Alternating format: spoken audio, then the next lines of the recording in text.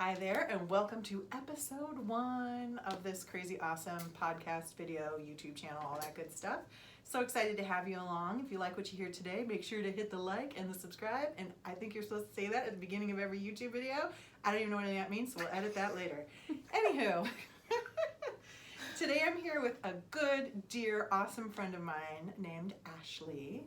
And we specifically brought Ashley on for this very first episode because of her past and where she's going and the beautiful journey that she's created so far. So how are you today, Ashley? I'm good. Thank you for being here. No problem. She's a little nervous because I don't tend to have a filter. I'm sure that she doesn't know what's about to go down, but that's what makes this fun. So the format of this, just because this is the first one, is we're going to bring on these super fun people and take a look at these first few podcasts and first few videos and figure out what you would like to ask or how you'd like to get involved. We really do want this to be interactive. We want folks to say, I've got this going on, or maybe even call in the future. So check out the content and let us know how you want to get involved in the future. But to start off, we're going to learn a little bit about Ashley. So Ash, if you could tell us a little bit about your past when it comes to kind of your spirituality and your upbringing and kind of where you were prior to going on this crazy fun journey. Yeah, so I grew up in a very conservative family.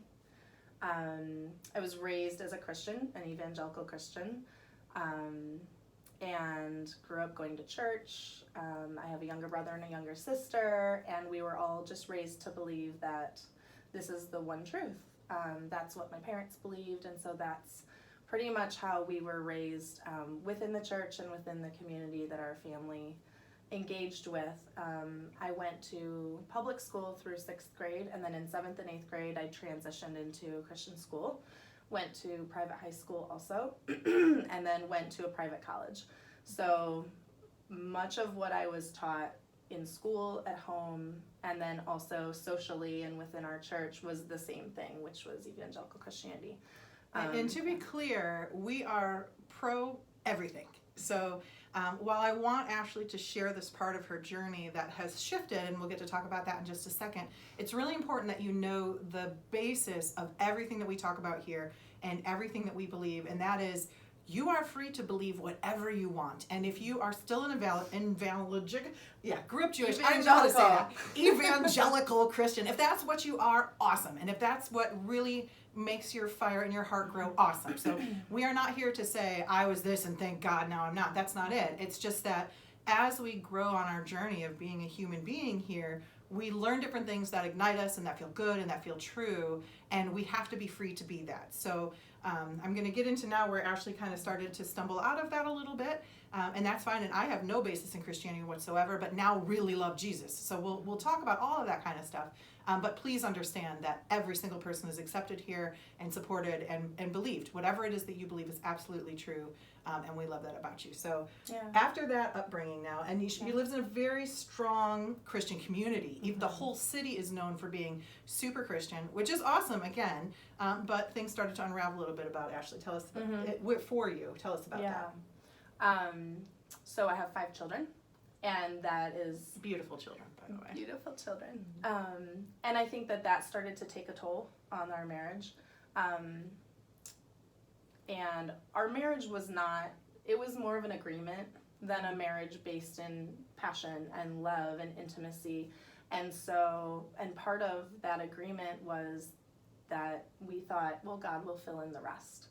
And that was part of the religious upbringing that I had, that it was more about obedience and more about following a list of prescribed rules or taking the role that then often women take, and that's all I knew. And so I stepped into the role of wife, and then I stepped into the role of mother, which I loved and changed my life in such a beautiful way. But our marriage had cracks in it, and over time could not withstand just the stresses of adding children to our family, and really I started to question just what's here for me, and I don't feel fulfilled in my life. But it started with your marriage. That started you kind of questioning that. Yeah, it really did. I think I always prayed the way that I was taught to pray for the things I was taught to pray for. So I was, again, in a role and following the rules. And it started to feel really empty, honestly. I started to really seek and pray very earnestly for different things to change in our home and in our marriage and in my relationship with my husband at that time, and they didn't. And I started to question, why isn't God listening to me? Or why am I not seeing a different outcome and doing everything that I'm supposed to? And the outcome is not what I've been told the outcome will be. And so is something wrong with me? Is something wrong with us? Is God not listening? And so I started to really question, what is my faith and what is my relationship with God? And I think that's so important, and Yeah. I really love that you brought that up, because that is one of my biggest things with every teaching. So even with something very new agey like the law of attraction, which isn't a religion, but people who kind of go away from religion but still want to have faith in how everything works kind of go to this route sometimes. And there's this idea of, I'm doing all the meditating, I'm doing the vision boards, I'm doing this, and it's still not happening. What's wrong? And then because we're taught, and I do believe that everything has to do with you, right? There is no anybody else that's affecting anything. Then why is it not happening for me? So that relates on so many levels, just so many different pieces, not just a Christian background. But I think as a quote unquote seeker, as they call it, everybody kind of gets to this point, why not me? Why are things not working out for me? Yeah. So what did you come to then? How did you go from there? Well, I think I got to, why isn't this working? And I think I started to look at what Christianity holds as beliefs, and that was at the same time that the issue of homosexuality was really coming up in the church. And I started to feel very uncomfortable with the idea that some are welcome and some are not, based on something that felt like not a choice for some people. And I don't live that lifestyle, and so I felt very uncomfortable saying that's wrong and I'm right. And I started to just notice a lot of discomfort within my own spiritual beliefs within Christianity, as saying I'm on the inside and these people are on the outside. And I was like, if I'm on the inside, then why does it feel this way? And why do I feel like I don't have a connection with God anymore now that things are falling apart? I think I honestly began to be very real with myself about how I felt within my own spiritual journey, and it felt really empty. I was doing all the things, was leading all the Bible studies. I had good friends in that Christian community and beautiful people, but just something did not feel honest and true or connected, or like, okay, this is all okay. Like, there's rough times, but I'm okay, and I know what I believe. It was like, I don't know that this is it anymore for me. And so feeling that discomfort around the issue of homosexuality and how the church was saying, this is our posture towards it, I was like, I don't think that's how I feel or what I think. That doesn't feel like it's coming from a place of love and acceptance. And so I started to really evaluate Christianity, and then I started to look at myself and within my own home and the people I had close relationships with, and I just started poking holes. And that's a really hard thing to do within any upbringing or religion or belief that you hold, to actually try to look honestly and objectively at it and say, is this working for me? Is this true for me? And that's a really scary thing to do, specifically within Christianity, because the claim is that it's the one way to get to heaven or to know God. And so to question that is not, I think people will say it is welcomed, but it's honestly not.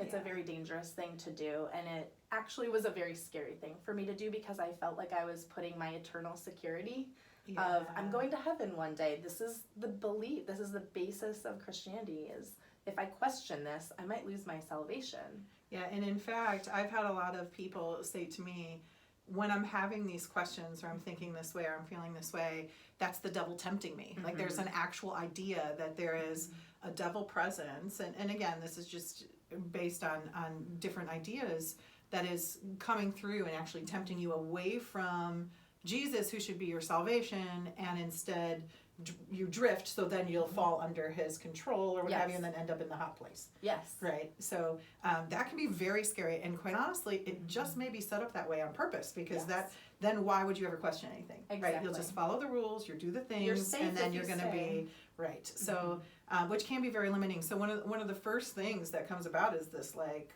oh crap, you know, now what? Because if it's not true and I go there, maybe I'm really in trouble. But this doesn't feel right either, and then you come into this kind of crazy place of not knowing anything. Yeah. And so that's where when did I met you. Yeah. I met you when I was in the crazy place. Coincidence? I don't know. That's typically when I meet people is when they're in the crazy place. Which is so wonderful. Yeah. Yeah, so I started to question everything. And things in our home were very tense at that point, and I was starting to question, is this even a marriage I want to stay in? And Ashley's focusing a lot on marriage because that's where she was in her life, but I think it's super important for purposes of these conversations to know that things will crumble wherever you're at. So if you're not married and you get fired from your job, or you lose your home, or you get an illness, that's what happened to me. I got the illness. When things crumble, it's super important, in my opinion, that we start to look at it and go, oh, cool. Rearranging what's going on instead of, oh no, I just lost the job or my marriage is falling apart, whatever it is. That's keeping what's back and behind you when we all go for growth, right? That's why we're here, to grow. So the fact that it started falling apart just happened to be the marriage for you, right? For me, it's the job and the illness. Whatever it is that starts falling apart, it's time to get excited. Yeah. I always tell people, I have a gal of mine who hopefully I'll get on a podcast one of these days. She was diagnosed with cancer, and she came to me and said, oh, I just got diagnosed with cancer. She's in, of course, a place of fear. And the only word I said to her was, congratulations. That is really awesome. And why it's awesome is because you have opportunity. Cancer is opportunity. Divorce is opportunity. Job change, opportunity. So it really is, every single thing is an opportunity for you to be able to go a different way. And so it wasn't just me that came into Ashley's life, but it just happened to be in this time. Just to give you some background on how I met Ashley, my friend, I had heard of her through a mutual friend. We won't go too far into that. I had someone who thought she was a pretty sweet lady, just in passing. So I kind of had an understanding that she was out there. But then a friend of mine dragged me to this kind of funny event that ended up being a ridiculous event that I did not enjoy very much. But this beautiful girl comes up and says, oh, my name is Ashley, and I know you through this mutual friend we have. And I was like, oh my God, you're the Ashley. And in that moment, I had a connection with her, like, we're going to hang out. This is going to be super fun. And from then, we started doing some kind of meditation together. We do a Course in Miracles group together. Highly recommend the Course in Miracles. So fun. And then now we've gone to Sedona together and travel. We are actually bunk mates. So we've slept together, and it was a great experience sleeping with her. She's very easy to sleep with if you ever get that opportunity. Sleep next to. What's wrong with you people? Anyway, my producer just gave me that. I'm not sure if that went too far left, which I get a lot. And that one's staying in, so there. Sleeping with Ashley is definitely a good conversation. It's a good time. It's a good time. She's sneaky, but she's good. So anywho, she sleeps very quietly. You never know where she's at, so you do have to be on your toes. But anywho, back to the main content.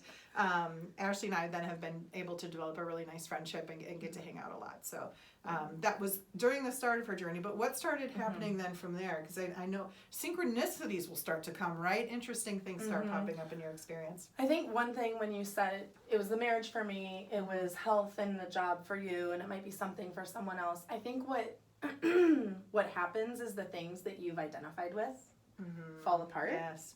And that's kind of the death of the ego begins. And so it was like I identified as a wife and a mother and a person in the community that did these things and went to these places, and suddenly I found those things to be really empty. Or I found myself confused about, why am I doing this? Or this is not in alignment with how I'm feeling anymore, and what do I do with that? I had nowhere else to go. This was my whole world. It was actually really small. And so that was something that was hard for me to say, what if my really small world is not actually, not where I want to be, but what's actually really true for me? And loving a lot of the people in my life, but also realizing, like we had talked about earlier, that I need to be faithful to myself first. And I had found that I had been abandoning myself in order to be or do a lot of different things in my life. And I think I started to have that awakening. Because most people don't notice that, by the way. No. Most people are just empty, going through the motions, doing the things. Yeah, right? and you think it's for a good Yeah. reason, or Yeah. it used to be for a reason that was in alignment, but then you find that you've been doing it for 5 or 10 years and it no longer means anything. Yeah. So I got to a point where I I've always been a very curious person, but I think I learned that that's not always welcome. Yeah. And I think that part of me was just ignited again. It's like, why am I doing all of these things? Why do I say this is what I believe when really I don't agree with a lot of it, or some of it's not resonating anymore? So I started to let go of those identities, and I started to question my roles. I want to interrupt you, and I'm Yeah. sorry, but I want to make it very, very clear on kind of where my funny thing is that when you say it wasn't welcome, right? So you mean that the people weren't happy for the questions. Yeah. So I will submit in podcast number 1 that my belief, and this is kind of strange, so bear with me, okay? My belief is that the people that you interact with are only there because of where you are in your life, and the reaction that you get is based on what you've got going on inside, not because there are people out there who don't want you to do XYZ or critical of you for XYZ. So where Ashley was at the time was that funky place, remember, where she wasn't quite sure that she could question, and she wasn't quite sure where she could go or if she could differ from this place. So of course what she's going to have mirrored around her and what she's going to see is people saying, oh, you shouldn't be questioning, because inside that's really how she's feeling. So you're only going to get the reaction of what you're already feeling inside, or you're going to get the reaction that triggers you to think about something. So it's not necessarily that they're saying what you're feeling, but whatever you hear, because it's your perception, it's your interpretation of what they're saying, actually has to do with where you're at in your mind. So in my belief, we never blame anybody else for anything. I don't care what they did to you, what they said to you. It's never anybody else's fault. And that's the whole premise of everything that I do.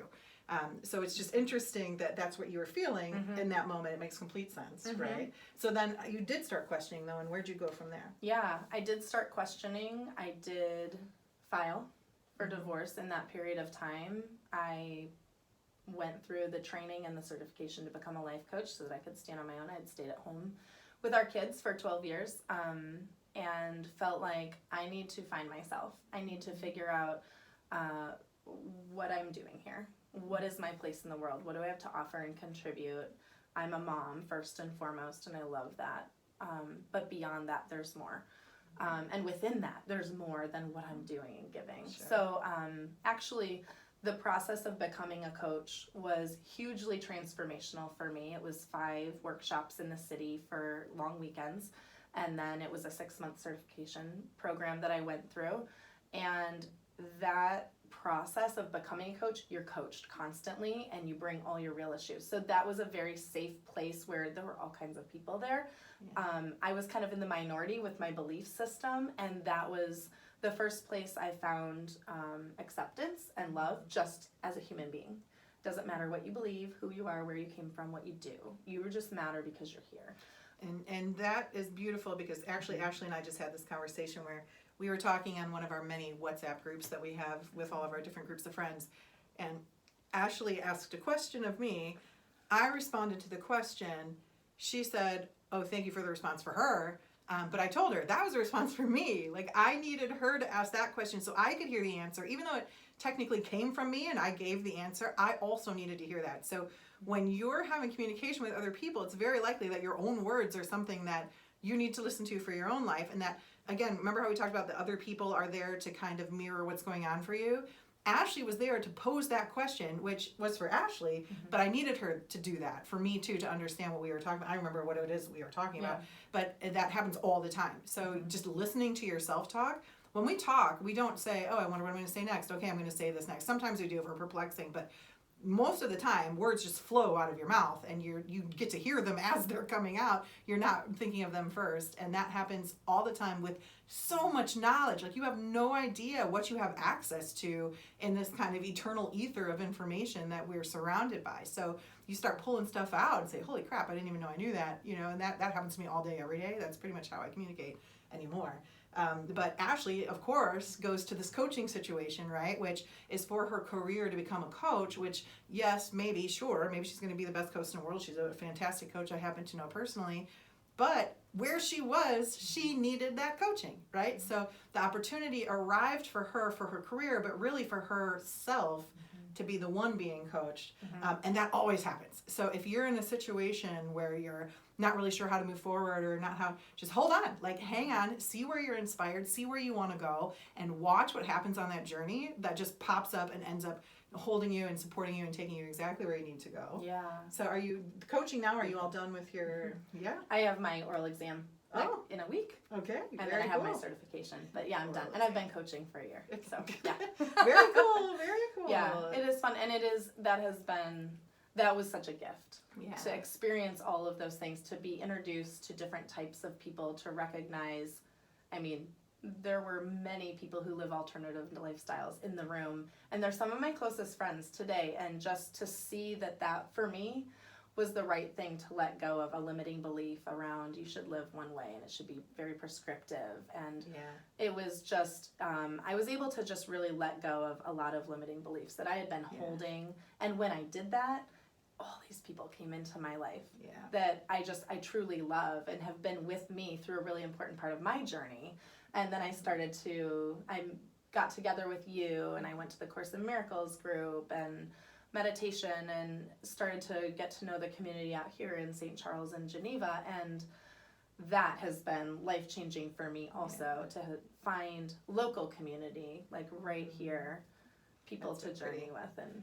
And I want to, because we got something really special when we went to Sedona. Yes. I mean, the trip in and of itself was amazing, and you should definitely hit up one of our retreats sometime. Mm-hmm. But while we were in Sedona, Ashley and I got to have a little bit of a private moment, because we talk about what comes out of this, like, oh, yay, I had this wonderful experience meeting these coaches, and everything fell apart, and it was great and easy, and the new thing came, and now I'm fine. But that's not really how it works, right? I don't want anyone who's going through this, like, especially dark night of the soul period, to think, oh, well, they just found the one thing and then everything was fine. It doesn't really work like that. I myself, I've been on this journey for a very long time. I'm super comfortable with where I'm at, unbelievably happy overall, really in my knowing. And that's my goal, is for all of us to step forward in our knowing of who and what we are and how powerful we are and how nothing in this world can affect us and hurt us, and that we can truly be like an unbelievable, and I believe that we are all divine figures, and that we should stand up and be in that kind of all-powerful place. But it wasn't because I found that knowing, now everything's perfect and I never have any shaking. Like, that's not how it works either. We have to be shook, if you will. Abraham calls it contrast. I love that example, because that's how you keep growing. Like, why the heck are you here if you're going to just be sitting here and living that fun life? I always give the example of, if you go to the movies and it's like, here's John, everything's great. Look at his beautiful wife and family and career and his nice, comfortable life. The end. And then you're like, ew, like that was the most boring movie ever. We have to have these like twists and turns and things that are going on. So when Ashley and I were in Sedona, everything was super happy and great, and we were having the most amazing time. And then I go, she is the most fun person to watch get ready, by the way. She's always gorgeous, and she's also a Taylor Swift fan, which is really fun. Because you outed me. I love Taylor Swift too. What's not to love, right? But it would be fun because I would come into the room and I would hear like Taylor Swift pumping, blow dryer going, like she was in her zone. And I came in and I noticed she's crying, right? She's crying in the bathroom to Taylor Swift, not because of Taylor, some sad songs, but this was a happy song. And I was just, what's going on? And can you do you remember what I'm talking about? I think that I was hitting a moment where I was questioning my own ability to know what's true, if I remember correctly. Yeah. And that went on for like 24 hours, like pretty intense. I thought I knew what was true up until I turned 37. And I was like, wait, what's happening here? Maybe this isn't actually all that's true, or the whole truth, or maybe there are many truths. And I just thought that there was this one, and I've been holding on so tightly to this one. And now that I'm letting go of that, I think the word that came to me then, that I've recognized now as kind of my greatest fear, is I just felt really untethered. I felt like I was very safe and secure when I had the one thing I believed and the one way of living. But when I was really honest with myself, and that felt empty or not, I wasn't completely aligned or in my truth in that, I was like, well, then what is the truth? What is my truth? Who am I? Where am I going? Like all of a sudden, it was like I was standing on the edge of a cliff and there was just all this darkness. And I was like, am I going to step off into this? And if I do, am I going to be okay? What even comes next? So there was a lot of questioning of my own mind. Yeah. Um, That is a very human nature. Yeah. So what's coming to mind now is Kyle Cease, great guy. If you haven't listened to him, he was a comedian and does some kind of spiritual and motivational work through comedy and just joy. He's a fun guy.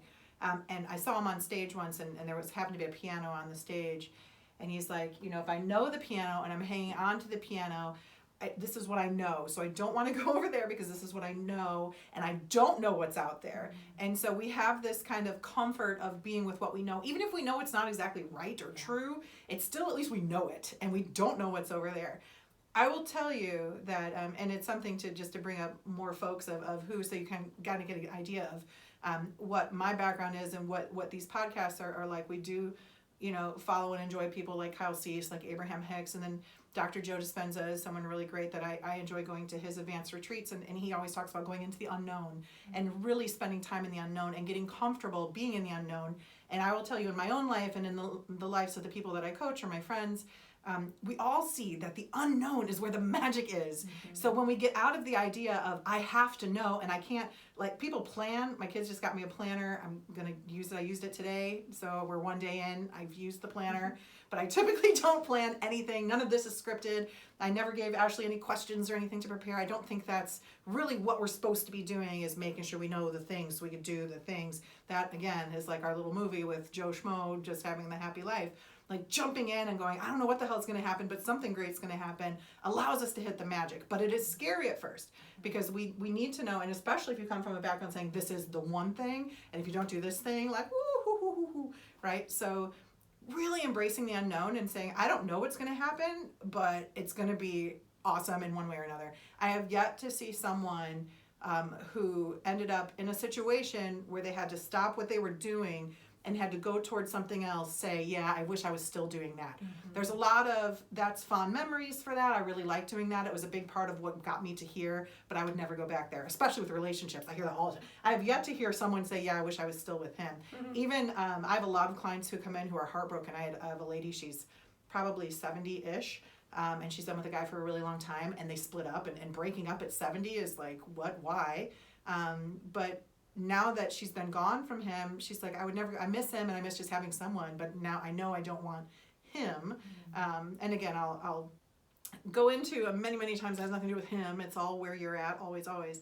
But the unknown is such a magical place. Mm-hmm. And so you kind of had to jump because, mm-hmm. and here we are in Sedona, magical, like mm-hmm. literally having the best times of our life, laughing. There's no drama, there's nothing, but this is where this happens, right? Yeah. Is you kind of being in this high elevated place of mm-hmm. remembering, like, should you be this elevated and high and all of this? Because what if you're wrong? Yeah. Or what if this is the wrong thing to do? Yeah. And that's a mind trick because nothing happened, right? Yeah.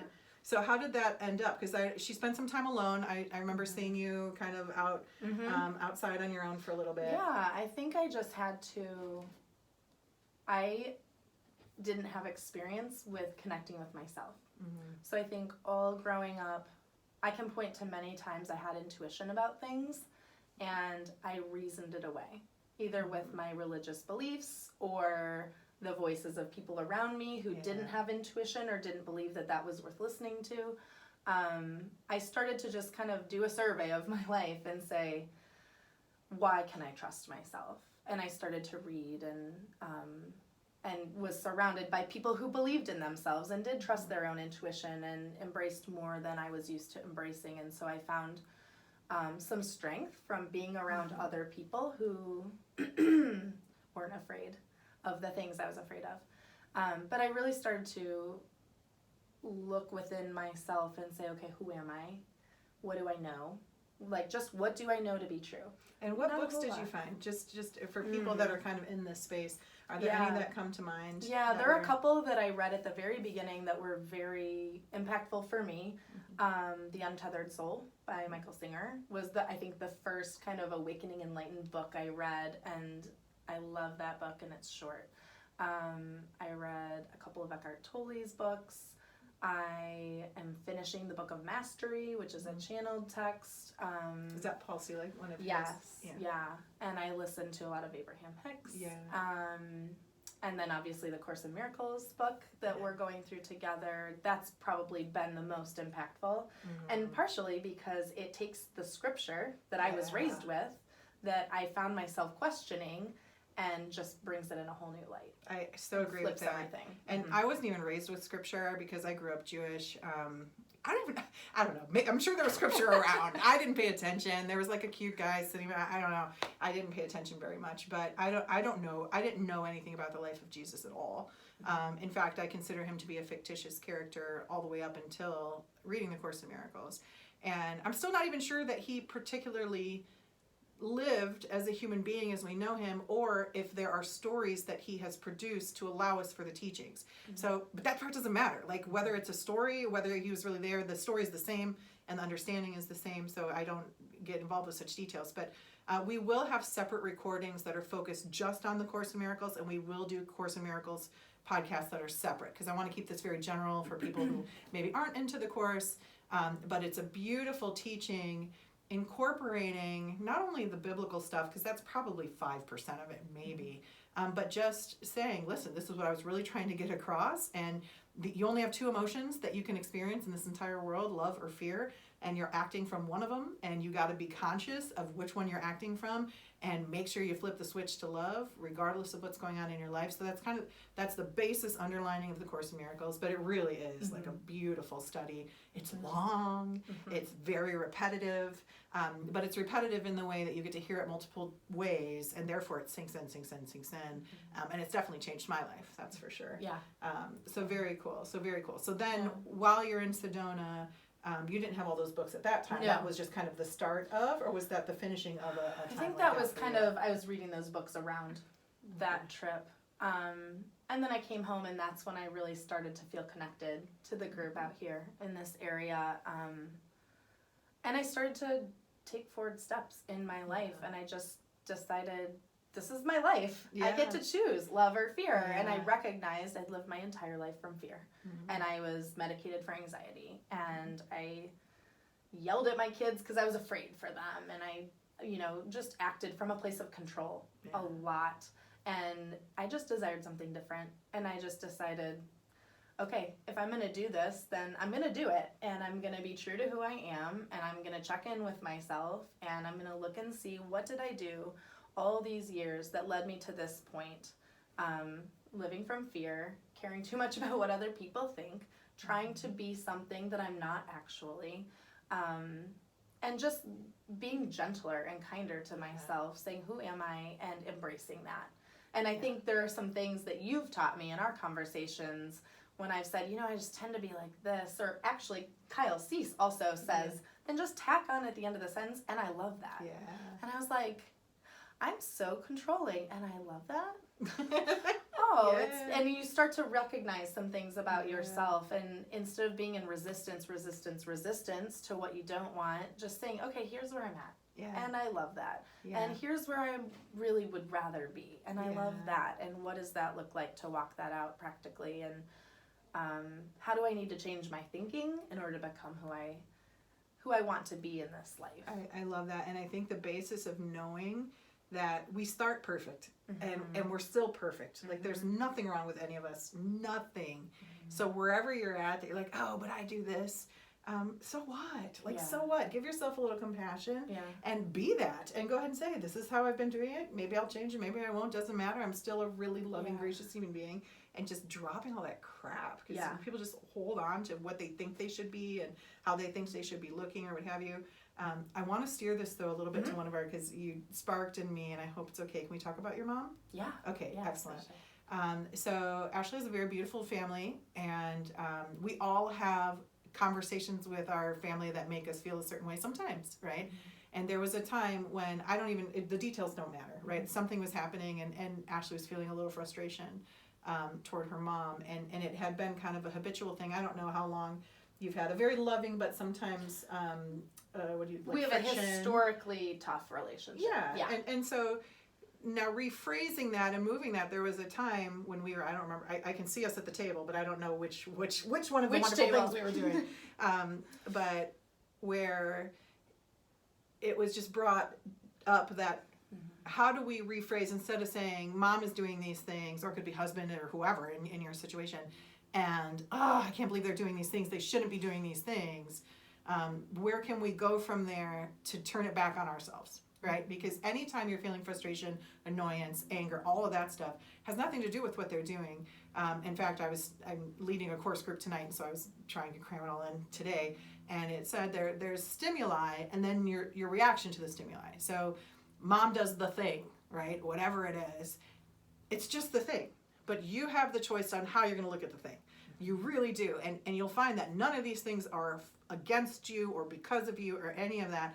And so kind of stepping away and just saying, okay, and if we can use the example of, and this is just something I'll throw out, mom wants to take the kids to the zoo or whatever, right? And the first thought was what? I don't know if this is the exact, so if you can remember. Yeah, I think it was like, she always tries to take the kids when I'm not there. Okay. Because I had been trying to work on our relationship and bring more honesty, and she's avoidant to that. And so I was getting frustrated that she's kind of circumventing me. Like, anytime I'm gone, that's when she slides in to grab the kids and go do something, so she doesn't have to, address it with me personally. And then I realized I can just be happy that my kids are going to the zoo. Right. I can be happy that she loves them and wants to spend time with them. Or I can look at it as, oh, she's doing this and this and this.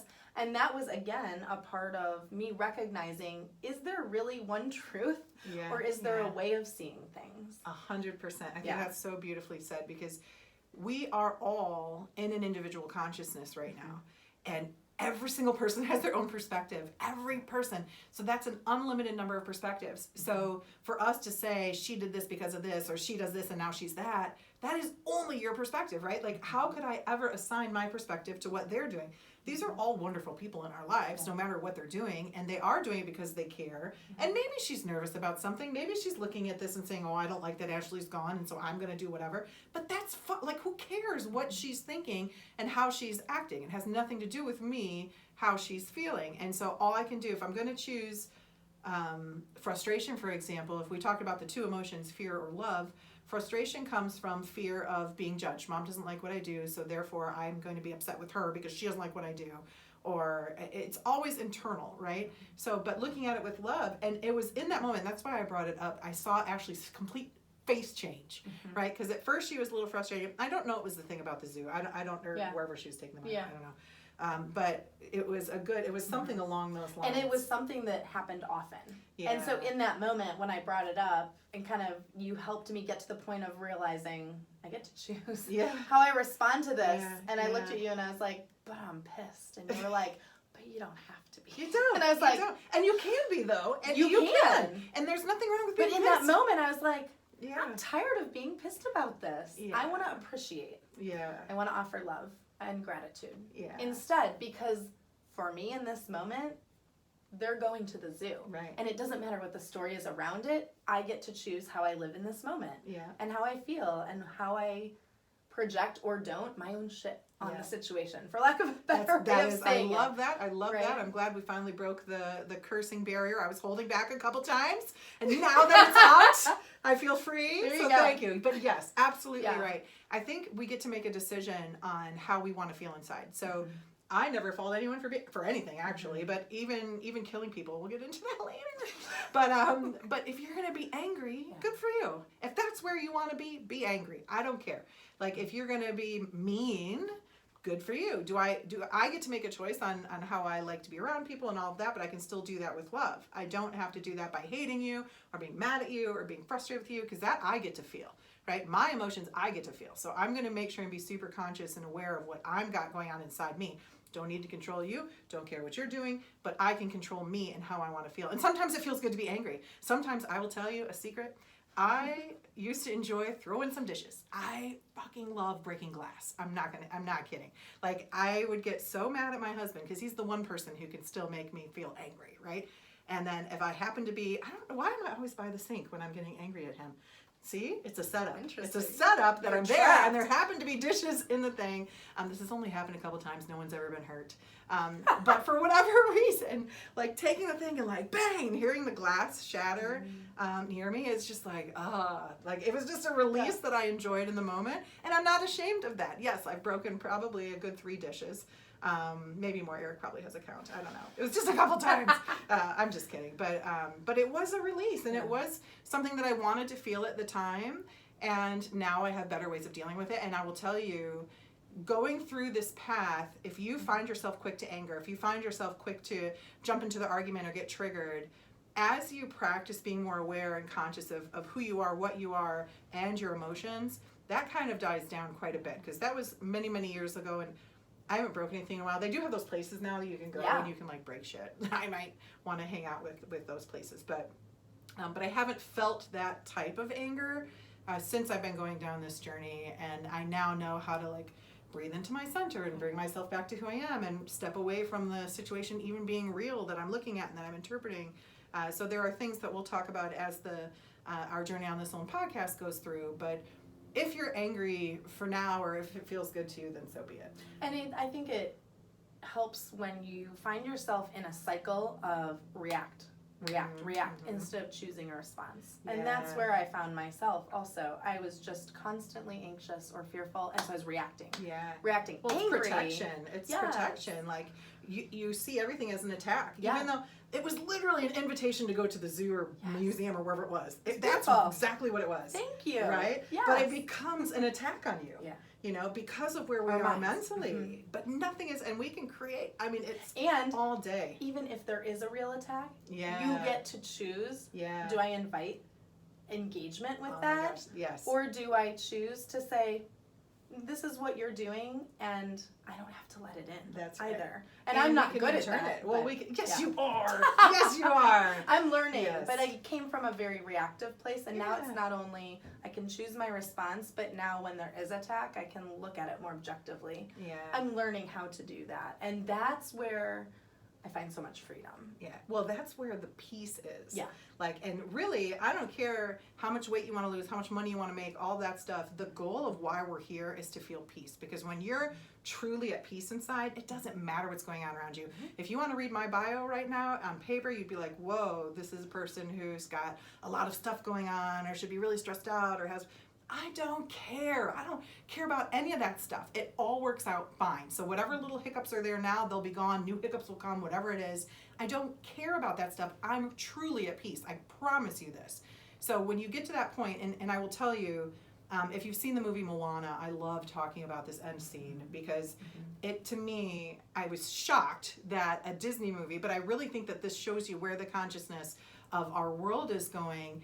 When movies used to be about slay the dragon, and we get to a point where Disney can end a movie like they did Moana. And if you haven't seen it, I'm going to tell you about it. Spoiler alert. So Moana is fighting a lava monster at the time. And the lava monster can't come on the water because it's lava and it'll be extinguished or what have you.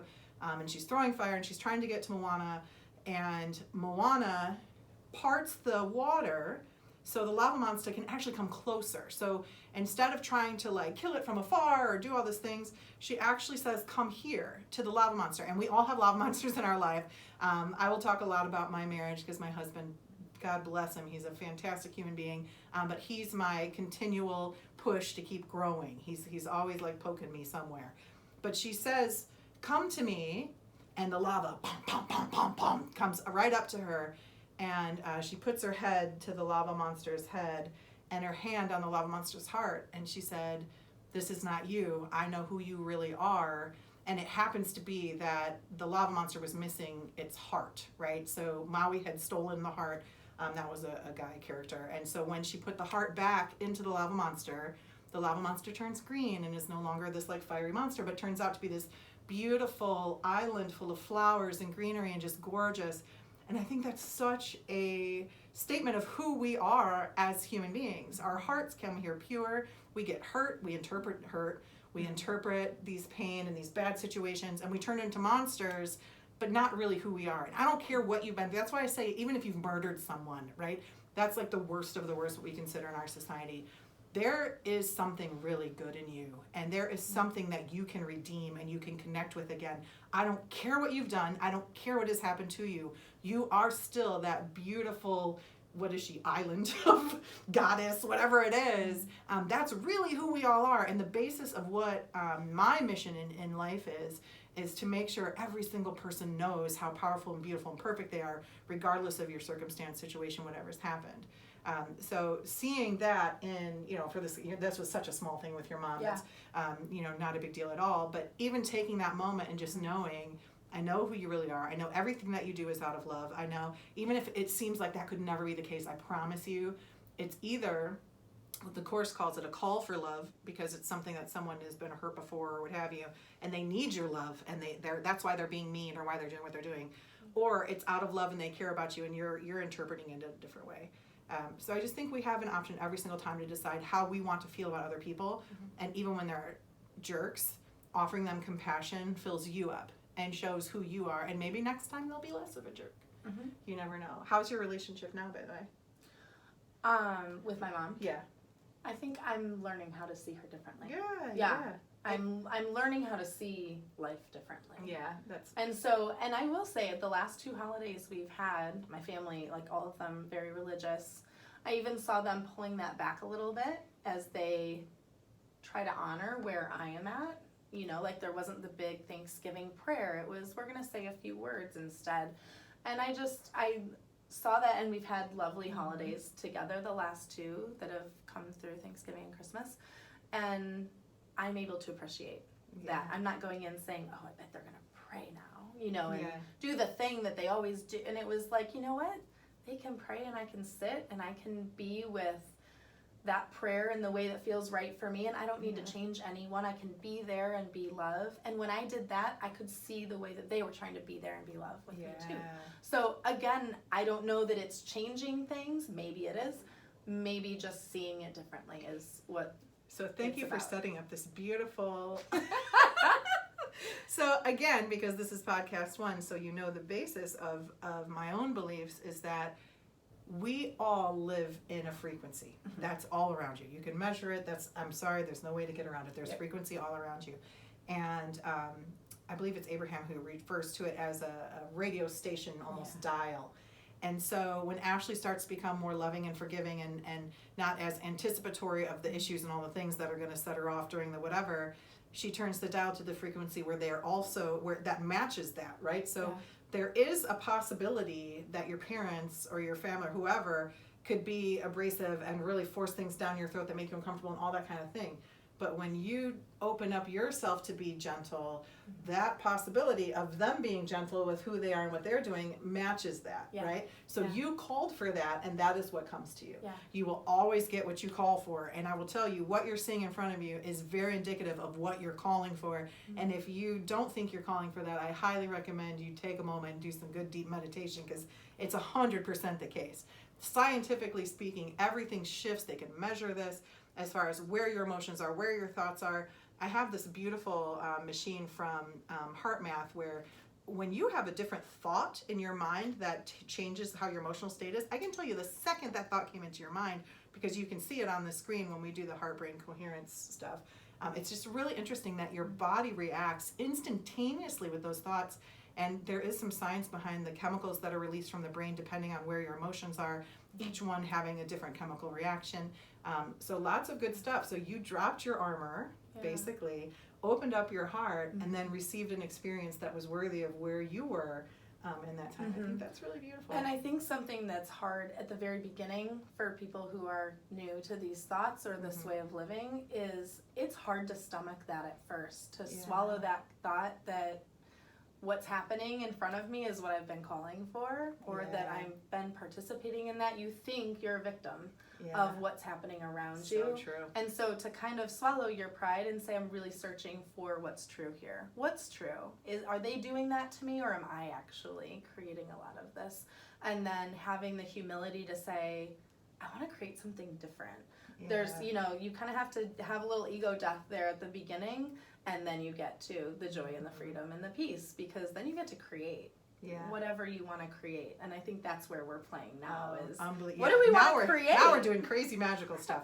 But in the beginning, you're absolutely right. And I think it's not immediate, because I've had people say to me, well, I thought the nice thought before I went there and it still happened. Right. It's like, well, you may have said it to yourself, but where you're truly at in your heart Yeah. didn't change overnight. And it can. I really believe, and I've seen instantaneous healings, I've seen instantaneous changes like that. Yeah. But really, you have to spend some heartfelt time, and I don't really believe that it takes time, but I just mean just really understanding where you're feeling, how you're feeling, and how everything you're seeing relates to where you're at, and allowing yourself to let that go. And I will say, people all the time will say, how do I let things go? I know I'm supposed to let it go, but I just can't, because every time I'm in that situation, and it is definitely a challenge. It's so possible, and it's actually really easy, but you have to be conscious. You have to be conscious all the time, because the universe or God or, air, or whatever you think is out there surrounding you will constantly be showing you where you're still at. So when I say, oh, I really love my husband and I have a wonderful relationship and everything is peaceful at home, and then I'll drive home and I'll open the door and he'll be like, rah, about whatever, it's not because, oh, well, I said it and he didn't change. It's because I've said it, but I have enough in me that I've been holding on to, that it's still in me, that I truly believe that this is not a relationship that I enjoy or whatever it is in the situation. It's so I please don't give up. If you're trying this and you're saying, oh, I'm thinking the good thoughts, just keep it going and smile in the way, because it's that action that really starts the thought to change. So walking into the situation, seeing, in my case, the husband upset about something, and me in that moment, after he starts going into that, being able to say, this was the old way of things. This is what I used to create. And now is the moment that I can flip the switch in the middle of it, right when I'm here. And it is a challenge. It's very possible. And once you do it, it becomes a game. And that is kind of where I'm at, is that these concepts aren't wooey. You don't have to sit in a Speedo on a mountain with the monks to be able to be a calm and peaceful and happy person. You can play with every situation that comes to you in life as it's happening, as a game, like a choose your own adventure, and it switches that easy, even if you never meditate ever in your life. Because to me, meditation is actually that, being conscious in the moment, seeing what's going on for you, and being able to make those choices so you can choose peace in that moment, not just sitting in silence listening to some crystal balls, which is delightful, by the way, but not always possible for everybody. Not everybody has time for that. Not everybody has the patience yet to be able to do that. I get a ton of people say, I want to meditate, but I can't sit there, I get bored, or whatever it is. That's fine, good. You don't have to be that yet. Trust me, when you get there, it's freaking fantastic. But in the time being, just use the moments as they come to be that space for you. So and I think there's another thing that I do sometimes is just visualizing. Okay, that just happened. I reacted instead of choosing my response. Let me just visualize the next time that happens. Here's who I want to be. Yeah. Here's how I want to choose my response. Here's the way I want to demonstrate. I love that you did that without punishing yourself for what you already had done. Because a lot of times people say, oh, I shouldn't have done that, or no, like, yes, you should have. It is what it You should. was. That's right. Yeah. If it happened, it was supposed to be there. And that was who I really was showing up as. Yeah. Like, that was my truth. Yeah. And yet I desire more or different for my daily life and my experience and how I feel and the relationships that I have. And so what would it look like the next time when something else happens? How can I remember to choose gratitude or to choose love and to choose a different way of seeing it? And so for me, that's been a really helpful practice, is just to visualize the person, an act, or the phone call, or the conversation, and then to see myself responding differently. And I think that that's something that's been actually well studied, that visualization can be a really strong way of moving forward differently in your life. And that's something I use with my clients a lot too. Absolutely. And that's a beautiful, just takes a moment to think about it. Again, if you're not someone who likes to meditate, meditation has served me really well, just connecting to myself and getting in my heart space and quieting and calming everything. Agreed. But visualization's been really cool. Well, and there's a lot to say about which reality is the real reality, right? So if this reality, something's happening, and you just play with it as a video game-ish type situation, if that feels good to you, and you're like, okay, now I'm going back to the programming and saying that reaction was not what I want, and just playing with it and seeing, like, what could it be like with this? Or one of my other favorite things to do is just forget about it. Who cares? Like, you acted a certain way. If you need to say sorry, say sorry. If you need to be whatever, but just go on with life and find peace in the next thing that you do, Yeah. right? Because like that person shows up again, you know, it's a totally unique thing, and you could just be yourself then and just keep reminding yourself moment by moment to be that person. Yeah. So there's something to be said. You're absolutely right. Like Michael Phelps, for example, said that when he received all those medals for working all that stuff, he was like, well, I've been visualizing it forever. It didn't feel any different for me then as it did all those times I was visualizing it. And so there is definitely something to be said for visualizing it. There's also something to be said for not setting yourself up for situations again that you even want to encounter. So, you know, instead of wanting to say, okay, the next time this happens, maybe just like, forget it. It happened. It was done. Yeah. I know who I am. I got out of touch with who I am, and I'm now who I am again, and moving forward. So whatever approach, all of these are really beautiful ideas. Yeah. And people are in different places. Yeah. Where I'm at now is I barely think about anything with any type of seriousness. Yeah. I really don't consider when people are like, oh, this happened, or oh, this. Okay, that was the next thing that happened in the story, and now I'm in the next step already, and that's already passed, you know. So there's this kind of really getting out of the way and letting things happen. Yeah. I'm a huge believer in not controlling anything anymore. Yeah. That's been really freeing for me. Mm-hmm. But a lot of people, that makes people really nuts, Yeah. right? And they feel a little lost with that. So where you're at, Yeah. you know. And I think that's rubbed off on me too, spending so much time with you and I'm in a place of a lot of transition in my life, and a lot of things are going to be changing. Fast. I've not seen someone make this many changes so quickly. It's really beautiful to watch, by the way. Thank you. It feels That's really why I picked you good. as a roommate. It's true. I was like, this chick's got a lot of good stuff going on. I want to lay next to her. There's a lot of good So all the juju. other friends at Stone, I wanted to lay next to you too. But I was excited because you were fairly new to the group at the time. And Very new. You really didn't know anyone, so that's also why Yeah. I chose you. So I would have chosen anybody. Looking at you, Linda. Backpedal. I'm just kidding. But I think I'm learning now, because old me liked to have everything mapped out and controlled or visualized even. You know, it's not all bad, but old me liked to know what was coming and liked to know that I was going to be safe and that this is how it would go. And in the spots where it wasn't known, the outcome was really known. And now, you know, in the next 6 to 12 months, I will have a lot of life changes. And old me would have been freaking out and popping those Zoloft pills and yelling a lot out of fear. Is that what it's called? Zoloft? Well, that's what I took. Oh, is that I didn't know that medicine. That was an antidepressant. I thought it was the Xanax is the one I've heard of. So I Yeah, didn't know if that was a real I think thing. they're similar. Yeah, okay. little lesson And myth. nothing wrong with that, because No those way, nothing kept wrong me with in that. a really good place for a very long time. And I have different tools now, and my body responds to different things now because of where I'm at. And that's beautiful also, that you know, if you're in a space where you are medicated, there's hope also of, if you don't want to be for a long time, you can get to the place where you don't have to be. But I just take every day right now. Like, people will ask me, like, oh, so this and this and this are coming down the way, what are you going to do? And I'm like, I don't know. I'll decide when I actually have to make those decisions. And for today, here's what I'm doing. And I think there's a lot of freedom in creating and enjoying life. And I think a lot of the books I've read talk about all we have is now. We have right now. And now we have now. And now we have right now. And it's like, how am I choosing to spend the present moment? Because that's actually all that exists.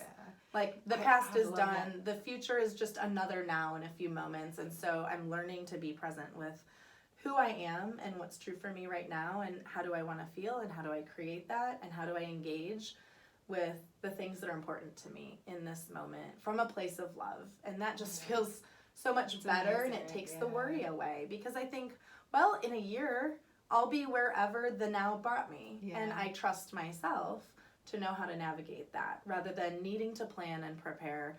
It's, I know who I am now, which is just consciousness, and I'm not this person that believes this thing, that is married to this person, that has these children. It's, I am who I am. That is such freedom. And I think, and you really touched on something really nice, again, with this community. So if you're already familiar with a lot of these concepts, and you're dealing with kind of the authors and the people that we've already been talking about, there is this underlying belief about creating your reality. And while I 100% believe, of course, that's possible, I also think that's not why we're here. if you say, okay, I want my year to look like this, and I pasted these pictures because I want this to happen, this to happen, this to happen, there's no fun in that. Like, if you go for Christmas and Santa came and there's a list, here are all the toys I brought you, find, like, it's not as much fun as opening the box going, oh my gosh, I never thought I was going to get this. There's just some magic and surprise to what's available to you. And then Michael Beckwith once said in one of his, I'm a big fan of Agape. We go to Agape pretty often, a few times a year, just to be in that community.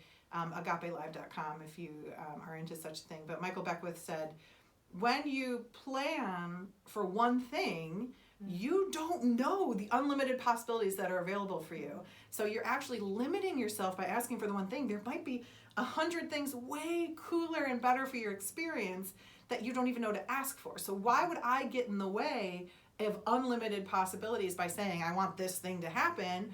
I think this would be really cool, and I would like to see this happen, but whatever is cool that gets me to that same emotion, feeling, coolness of this is awesome. And then let it surprise you, not trying to control it, not trying to, where are my emotions and where are my, what am I pulling out of the field? I need to have this thing.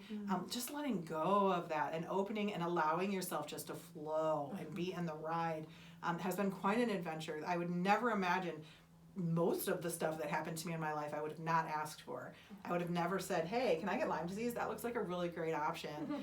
But it was the best thing that ever happened to me, and it had to happen to move me where it moved me. So I don't regret a single second of it. Yeah. And life is like that. So how do you feel about the unknown now? That's so funny. I was just remembering, and I don't know which book it was in, but I remember reading at some point that when we are fearful of what's out there, we build walls around ourselves, and eventually we have created this little small tiny house with no windows, and it's dark inside, and we're so afraid of what's outside that we've built this dark small house, and we're living so small. And that was such a picture of, I think, my life up until a few years ago. And conquering our fear is just as simple as pushing down a wall. Just standing in that dark house where you're isolated and recognizing that my worst fear is what's outside, and just pushing that first wall down. And that when we do that, we realize the only thing on the other side of that wall is light. And the light can come in.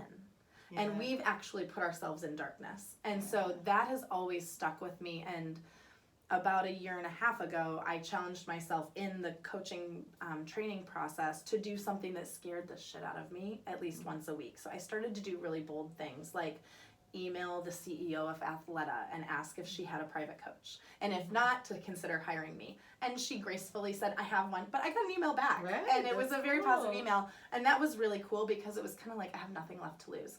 Why am I afraid of living in a bigger way, or throwing something out into the universe and seeing what bounces back?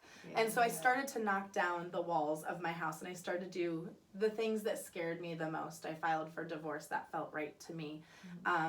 And faced the idea of being alone or of raising my kids by myself for part of the time. And as I've knocked down the different walls, the light that comes in and the freedom that I have is so much more beautiful than the dark, small house of fear I had created. And so I think I don't want to create my future. I want to live in the open possibility of whatever God or the universe has to bring to me, the people, the experiences, the things that I choose to do with what I've been given, my talents and my passions.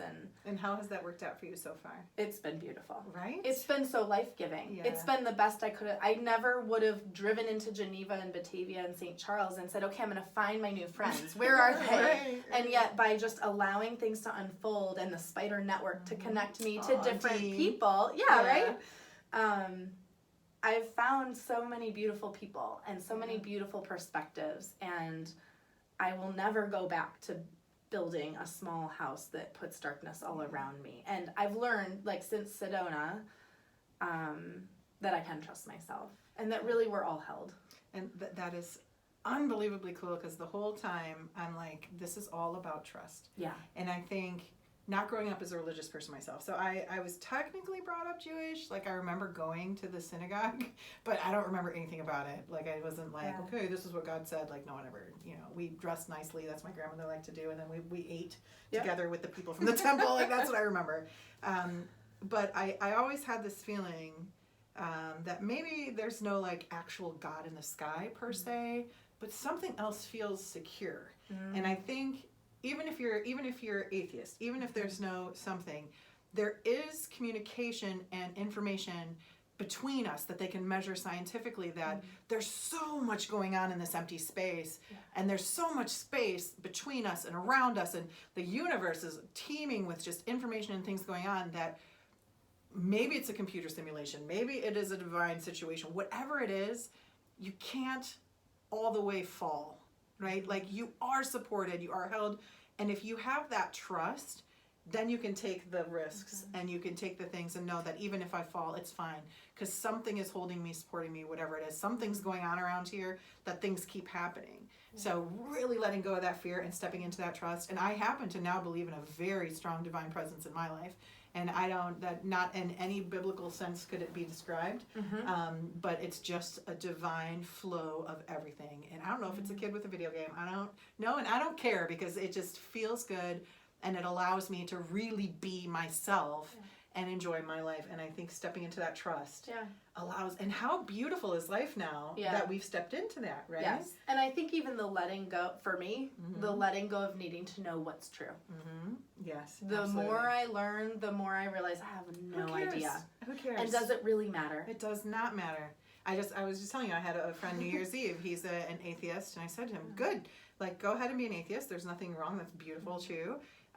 So if you're an atheist and if you're just going to die, like, why wouldn't we just live balls out? Like, let's throw everything out there and live the best life we can, because we're just going to crumble to dust anyway. So why wouldn't you make this a really exciting adventure while we're here? And why would you want to just say, okay, I paid all my bills and it was fine and then I died? Like, that seems like such a sad movie to me that I would not, I don't know. I really hope that you take a little risk and that you really figure out what makes your heart glow.